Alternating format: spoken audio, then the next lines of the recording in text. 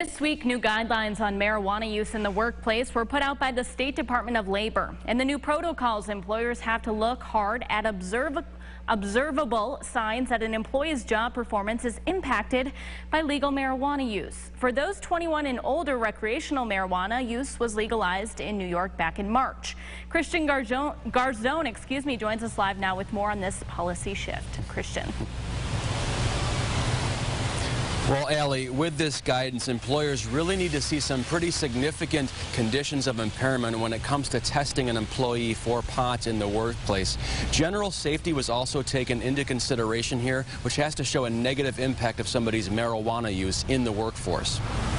Further, employers cannot restrict marijuana use outside the workplace, and any prior policies banning marijuana to hire someone are not permitted. But that could change on a state or federal level, so keep that in mind. Now, in all this, employers can still prohibit marijuana during work hours, but that can get tricky when, say, an employee is working from home, so common these days. Companies can also prohibit workers from possessing pot on their property. Now, in many respects, Attorney Paul Polano says these laws are similar to alcohol in the workplace. It's a good idea to not show up for work under the influence.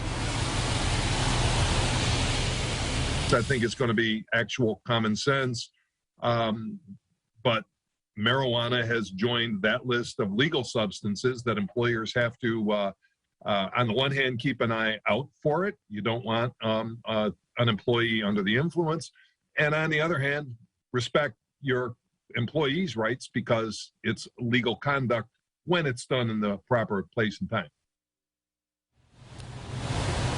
Now, Polano also added the technology for testing for pot at work just isn't there yet. It's kind of behind the curve because pot can stay in somebody's system up to 30 days.